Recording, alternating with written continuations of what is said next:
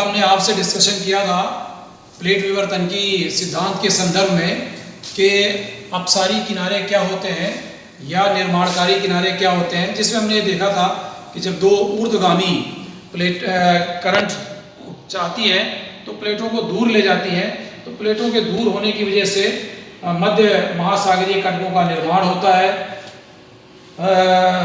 महासागरीय नितल का प्रसार होता है।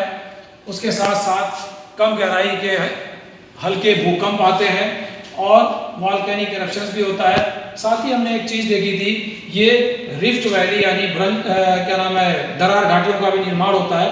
हमने कुछ मैप्स देखे थे, ये था हमारा डाइवर्जेंट मार्जिन्स का डायग्राम, जिसमें हमने देखा था कि दो विपरीत दिशाओं में ये दूर दूर जा रही हैं प्लेटें और नीचे से ये मैग्मा जो पिघला हुआ है वो ऊपर आ रहा, और यहीं जो है वो कटकों का निर्माण होता है, ज्वालामुखी विस्फोट होता है, जिसकी वजह से भूकंप भी आते हैं। और इसी तरह के भूकंप से ही सुनामी का भी निर्माण होता है और सुनामी जैसी लहरें भी ऊंची उठती हैं जब समुद्रों में भूकंप आते हैं।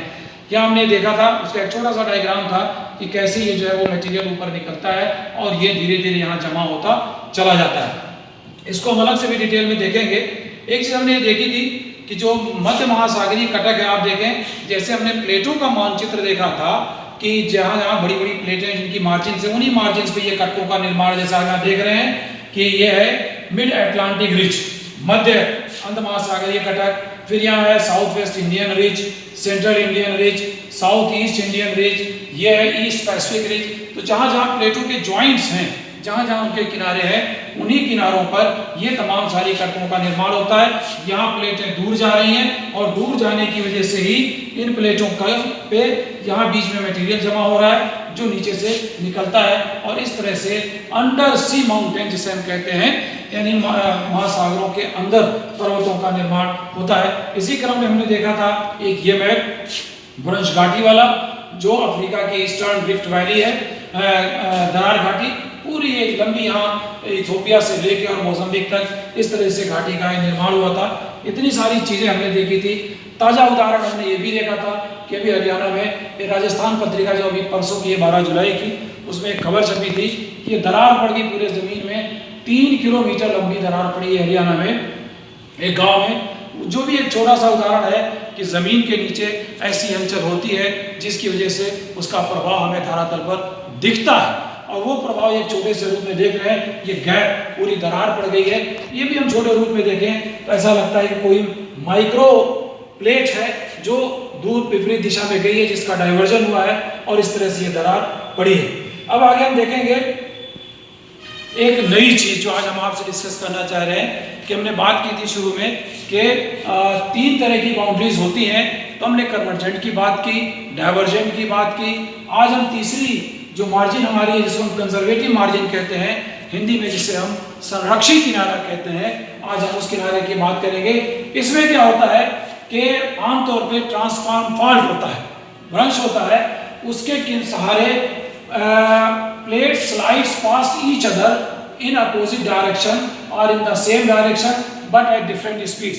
यानी दो प्लेटें एक ही दिशा में, विपरीत दिशा में या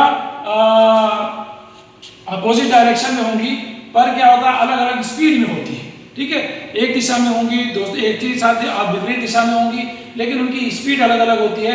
तो होता क्या है, ये प्लेटें एक दूसरे के ना तो ऊपर आती हैं, ना नीचे जाती हैं, ना ही पास आती हैं, ना दूर जाती हैं, बल्कि ऐसे ये सरकती हैं या ऊपर नीचे हो सकती हैं, ऊपर नीचे हो सकती हैं या स्लाइड पास करती हैं, सरकती हैं। इसी तो उसमें का क्या होता है, उसका जैसे हम देखें एक चित्र आपको दिखाएं कि इस चित्र में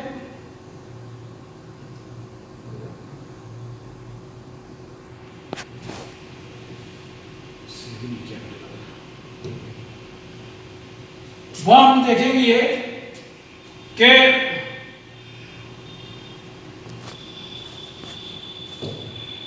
ये क्या होता है, कंजर्वेटिव मार्जिन्स का दो प्लेटें एक दूसरे के अगल बगल सरकती हैं। तो सरकने से क्या होता है, रिजल्ट क्या होता है, crust is neither created not destroyed, यानी किसी तरह के स्थलीय रूप का ना तो निर्माण होता है और ना ही उसका विनाश होता है। यानी जैसे हमने कंजर्वेटिव मार्जिन में देखा था जहां किनारों का विनाश होता है, जिनमें कन्वर्जेंट मार्जिन में, उसी तरह से हमने डाइवर्जेंट मार्जिन में देखा था जहां जो है वो किनारों का निर्माण होता है।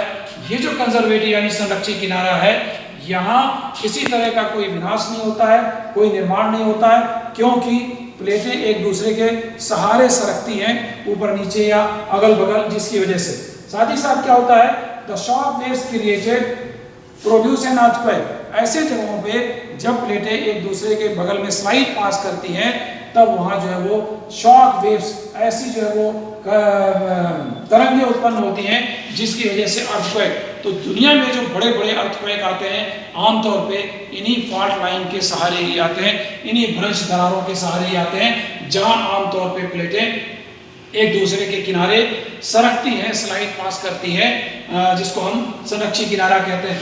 यहाँ बड़े बड़े भयंकर भूकंप आते हैं। इसका एक बड़ा उदाहरण ये है सैन एंड्रियास फॉल्ट है ऑफ कैलिफोर्निया का, which marks a segment of the boundary between the North American and Pacific plate। तो नॉर्थ अमेरिकन और पैसिफिक प्लेट के बीच में एक फॉल्ट है जिसको हम सैन एंड्रियास कहते हैं। वो इसका बहुत बड़ा उदाहरण है कि जब दो प्लेटें आपस में सरकती हैं तो क्या उसकी स्थिति होती है। तो वहाँ बाकायदा एक फॉल्ट लाइन डेवलप हो जाती है और उस फॉल्ट लाइन के सहारे वहाँ जो है वो फॉल्ट डेवलप होता है और उस तरह से शॉक वेव्स उत्पन्न होती हैं और उनकी वजह से काफ़ी भयानक जो खतरनाक तीव्र रिक्टर स्केल वाले जो है वो भूकंप आते हैं। तो इस तरह से हमने देखा कि प्लेट विवर्तनिकी में प्लेटों के जो 3 किनारे हैं, उन किनारों के सहारे ही हर सभी प्रकार की विवर्तनिक घटनाएं होती हैं और उन घटनाओं का जो परिणाम होता है उसको हमें धरातल पर यंग फोल्डेड माउंटेन के रूप में दिखता है, ट्रेंचेस के रूप में दिखता है, वॉल्केनिक इरप्शंस के रूप में दिखता है और भूकंप के रूप में हमें दिखता है। और जो महासागरीय है उनमें कई क्या होता है कि महासागरीय कटकों का निर्माण होता है। ये सारी चीज़ें हमने इस प्लेट विवर्तनिकी के द्वारा देखा इस सिद्धांत में। अब बात आती है कि इस प्लेट विवर्तनिकी में कैसे इसको प्रूव किया जाए। तो प्रूव करने के लिए 2 एविडेंसेस जो है वो विद्वानों ने प्रस्तुत किए, जो वेगनर के लिए बड़े महत्वपूर्ण साबित हुए थे, क्योंकि इसमें विशेष रूप से प्लेटों की गति को ही दर्शाना था, उसको ही सिद्ध करना था। तो 2 तरह के एविडेंसेस का सहारा लिया गया।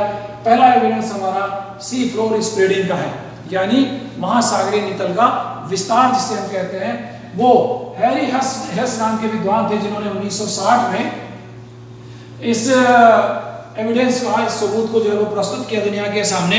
उन्होंने ये कहा था कि edges of oceanic crust increases with distance from the spreading centre, यानी जो हमारा ओशनिक क्रस्ट है, महासागरीय जो हमारा तल है, उस तल में नए नए मटेरियल जो वो जुड़ते जाते हैं, वो बढ़ते जाते हैं समय के साथ साथ। अभी हम आपको एक चित्र के साथ इसको देखेंगे कैसे समय के साथ साथ उसमें विस्तार होता जाता है। और वो विस्तार क्यों होता है, क्योंकि जहां मध्य महासागरीय कटके हैं, अभी हमने देखा था डाइवर्जेंट मार्जिन में, वहां धीरे धीरे मटेरियल ऊपर आता है और उसके साथ ऐड होता चला जाता है, जिसकी वजह से ये नए नए मटेरियल उसमें जुड़ते हैं और उसका विस्तार होता चला जाता है। हम आपको एक डायग्राम से भी दिखा देते हैं कि ये कैसे ये विस्तार होता है। आप देखें कि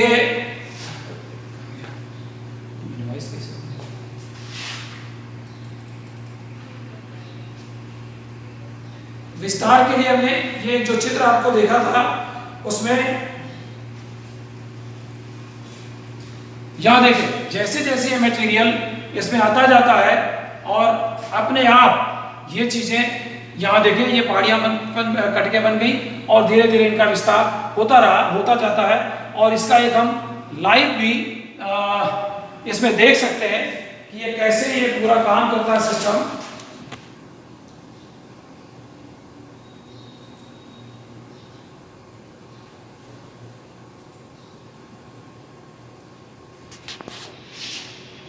इस तरह से ये चीजें हम बड़ा करके अगर हम देखें इसको, तो यहाँ ये मटेरियल निकला, ये महासागर के बीच की कटक है, यहाँ धीरे धीरे मटेरियल ऐड होता चला जाता है और उसके बाद ये इसके साथ जुड़ता हुआ चला जाता है। तो इससे नए नए मटेरियल इसमें बनते जाते हैं। इसी चीज को आधार मान के हैरी हेस ने कहा था कि यहाँ जो है मध्य महासागरीय कटकों के सहारे ये सी का प्रसार जो है वो होता है।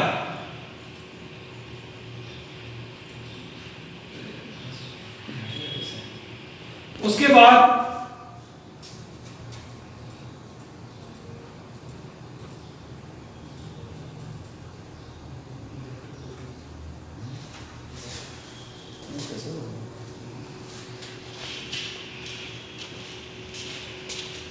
ये अपने आप में सी फ्लोर स्प्रेडिंग का एक बहुत बड़ा उदाहरण हुआ करता है। अब हम आगे बात करेंगे, ये जो हम आपसे बात कर रहे थे, क्या गया, rate of spreading varies from 0.1 centimetre to 17 centimetre per year. हमने देखा था जो स्प्रेड होता है महासागरीय नितल का, और उसकी दर बहुत वेरी करती है, कहीं जो ये कम होती है, कहीं ज्यादा होती है। इस हिसाब से हर महासागरीय नितल का जो विस्तार होता है वो अलग अलग दरों से होता है। यह एक उदाहरण दिया हुआ है, Pacific Ocean spreads more rapidly than the Atlantic and Indian Ocean, यानी प्रशांत महासागर ज्यादा रफ्तार से विस्तारित होता है अंध महासागर और हिंद महासागर की तुलना में। जैसे दिया हुआ 6 to 9 सेंटीमीटर, और यहाँ दिया हुआ है 1 to 1.5 सेंटीमीटर, यानी अंध महासागर और हिंद महासागर कम रफ्तार से विस्तृत हो रहे हैं, और पैसिफिक ओशन यानी प्रशांत महासागर ज्यादा रफ्तार से विकसित हो रहा। तो ये हमने देखा कि ये अपने आप में हैरियस द्वारा प्रस्तुत एक बहुत बड़ा सबूत था, जो इस बात को सिद्ध करता है कि प्लेटों में गतियां विद्यमान है, प्लेटें जो है वो गतिशील हैं, और उनकी गतिशीलता की वजह से ही विभिन्न प्रकार की परिस्थितियां धरातल पर उत्पन्न होती हैं। आगे हम कल की क्लास में एक और एविडेंस की बात करेंगे, जिसको हम पूरा चुंबकत्व कहते हैं या पहले मैग्नेटिज्म कहते हैं। आज हम अपनी बात यही खत्म करेंगे। बहुत बहुत धन्यवाद।